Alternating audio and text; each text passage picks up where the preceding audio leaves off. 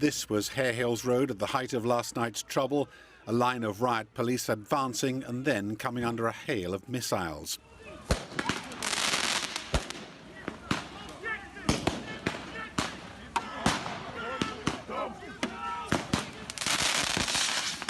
Six officers were injured, 2 needed hospital treatment.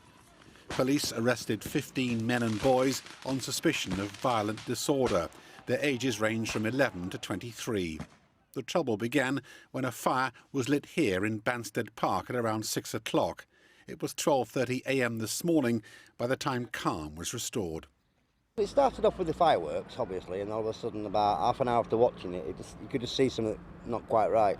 Something was going to go happen, you know what I mean? Next minute, it just up it went.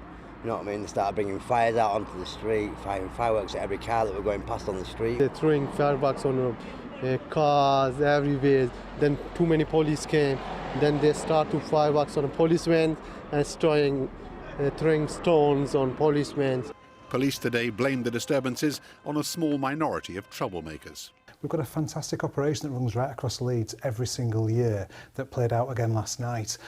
Some brilliant youth engagement in Harehills and all areas across Leeds. It's been very successful. However, a small number of young people and some into their early 20s engaged in some firework-related antisocial behaviour.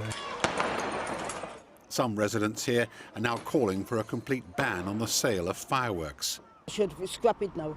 They should scrap Bonfire. Yeah. It's been going on too long now. It's too dangerous. Yeah, definitely.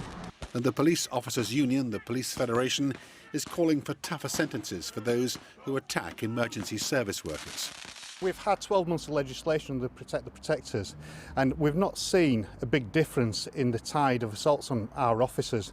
So I'm going to be campaigning with MPs, with the government, with looking at the sentencing guidelines and looking whether we can introduce a minimum sentence. Police were maintaining a high-profile presence on the streets of Harehills today as efforts were being made behind the scenes to track down more of those who were involved in last night's trouble by studying CCTV footage and video evidence gathered by the police themselves. Chris Kiddie, ITV News, Harehills.